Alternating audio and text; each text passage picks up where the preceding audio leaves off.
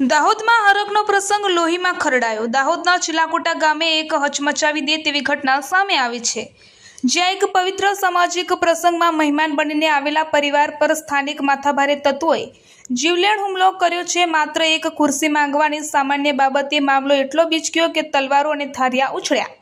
આ ઘટના છે તારીખ 8 માર્ચ 2026ની ચિલાકોટા મુકામે વૈશાલીબેન મેહુલભાઈ મેળાના ઘરે ચાંદલા વિધિ તેમજ મામેરાનો ખુશીનો માહોલ હતો। ફરિયાદી પોતાના પિતા બાબુભાઈ અને બહેનો સાથે હરખે પ્રસંગમાં હાજરી આપવા પહોંચ્યા હતા, પરંતુ કોને ખબર હતી કે આ ખુશી માતમમાં ફેરવાઈ જશે। પ્રસંગમાં બેસવા માટે ખુરશી માંગવાની નજીવી બાબતે આરોપી નંબર 1 વિનોદ બચુભાઈ તડવી ઉશ્કેરાઈ ગયો હતો અને વડીલ બાબુભાઈને તમે ક્યાંથી આવ્યા છો કહી ગંદી ગાળો આપી જાનથી મારી નાખવાની ધમકી આપવામાં આવી હતી।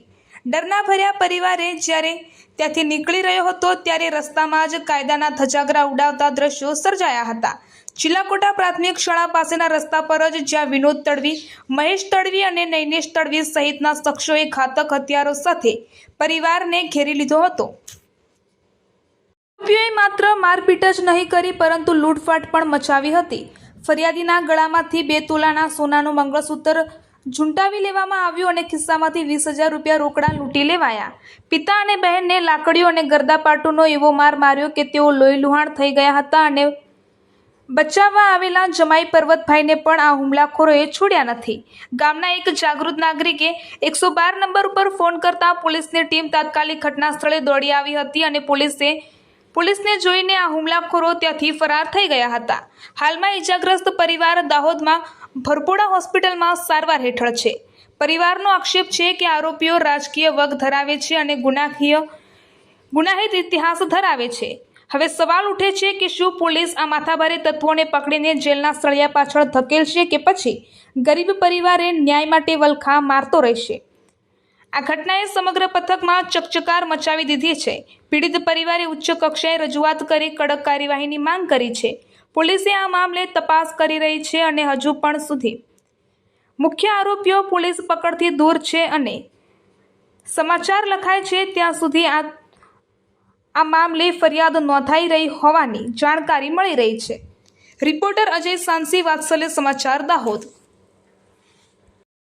હું અરજદાર શ્રીના એડવોકેટ શ્રી ભુરિયા સુરજીભાઈ અરજદાર તરફેની બનાવની હકીકત જોતા ચિલાકોટા મુકામે તારીખ 8/3/2026ના રોજ વૈશાલીબેન મહેશભાઈ મેળાઓને ત્યાં નોતરા મામેરાનો પ્રસંગ હોય ત્યાં અરજદાર શ્રી પ્રસંગમાં ગયેલા અને ત્યાં ઝઘડા તકરાર અને મારકૂટ અને લૂંટનો બનાવ બનેલ હોય। શા માટે આવા બનાવ બન્યો હતો?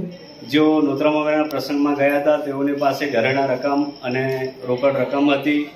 તેઓ પ્રસંગમાં ગયા બાદ નાની તકરાર થતાં તેઓ ત્યાંથી ભાગી ગયેલા અને રસ્તામાં આવી અને તેઓને ખૂબ મોટી મારકૂટ કરી અને માથાને ભાગે ગંભીર ઈજાઓ થઈ અને તેઓની પાસે રકમ રૂપિયા 20,000 અને સોનાનું 2 તોલાનો સોનાનો હાર લૂંટી લેવામાં આવ્યો છે અને ખૂબ ગંભીર ઈજા અને મારકૂટ કરી અને ઈજાઓ પહોંચાડી છે। જેથી અરજદારના વકીલ તરફે હું કહેવા માંગુ છું કે આરોપીઓને કડકમાં કડક સજા થાય, તાત્કાલિક ધોરણે પગલાં લેવામાં આવે તેવી અમારી માંગ છે। કેટલા લોકો થાય સામેવાળા? અને સામે જોતા 4 થી 5 લૂંટારો પ્રથમ આવેલા, તેની સાથે 40 થી 50 લોકોનું ટોળું સાથે ઉમટી પડેલું અને આ લોકોની ઈજાઓ પહોંચાડી। તમારા અરજદાર એમને ઓળખે છે? હા, અરજદાર એમને ઓળખે। નામજોગ ઓળખે છે? હા, નામજોગ સાથે ઓળખે છે। શું નામ છે એમનું? જેમનું નામ મહેશભાઈ હરસિંહભાઈ છે, નૈનેશભાઈ સગનભાઈ છે, સગનભાઈ છે, વિનુભાઈ છે। આ સાથે અન્ય ઈસમો પણ 40 થી 50 છે। મમ્મી દેહદા ગામથી। શું નામ તમારું?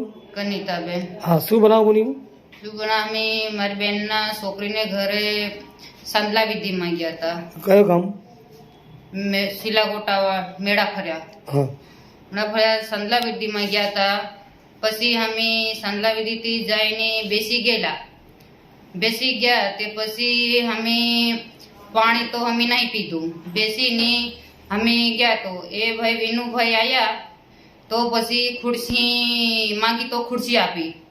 ખુરશીમાં એક લોટો પડેલો, તે લોટાને પછી પાટું મારીને તો પછી ખુરશીમાં મારા છોકરાએ કીધું કે બેસી જા। તે કે તમે બેસવા આયા છે કે પછી ઉઠવા આયા છે તે અમે બેસવા આયા કે હું કા ઉઠવા ગયા આયા કે અમે સાંદલા વિધિ કરવા આયા કે સાંદલા વિધિ કરીને જશું કે અમે તો પછી એમ કરતા તે પછી ઉઠીને મારા પપ્પાની કોલરી હાની મારવા માંડ્યા. કોણ? વિનુભાઈ મારવા માંડ્યા. તો પછી અમે મારા પપ્પાને કીધું કે ઝઘડો નહીં કર્યો અમે ચાલ પપ્પા.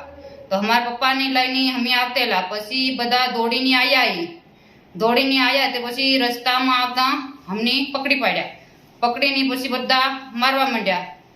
પછી અમે પકડીને મારવા માંડ્યા એટલે પછી અમે મારી બેનને ઘરે હતા. મારી બેનના ઘરમાં પછી અમે બધા જઈને ભરાઈ ગયા. પછી તૈતા ભરાઈ ગયા તે પછી લોકો બધા મારીને હિલ કરતેલા. તે પછી કેટલા લોકો હતા એ? લોકો તો બધા 200 જેટલા હતા. અચ્છા. બધા થઈને જેટલા બધા દોડીને આવીને પછી વધારે મારામારી કરી. તો અમે અમારી બેનનું ઘર નજીક હતું તો અમારી બેનને ઘરે અમે ભરાઈ ગયા નાઈને મારા પપ્પાને લઈ. પોલીસને જાણ કરી તો બાબતે? હા પછી અમે 112 ની અમે ફોન કર્યો.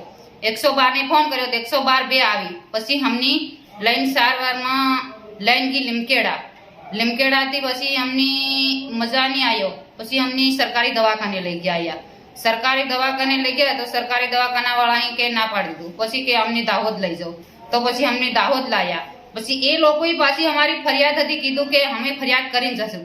તો એ ફરિયાદ કે નહીં કરવી અમારે ફરિયાદ. કોણ કે? પેલા પોલીસ કે તમે એક વાત કે બોલો સારવાર કરી પછી તમે ફરિયાદ નોંધાડવા આવજો. બરાબર. તો અમે પછી 108 બનાવી આલી. અમને 108 બનાવી આલી તો અમે પછી દાહોદમાં સારવાર આવ્યા.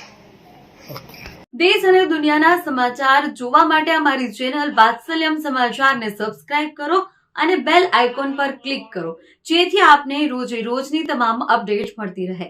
સાથે જ અમારા ફેસબુક અને ઇન્સ્ટાગ્રામ પેજને ફોલો કરો.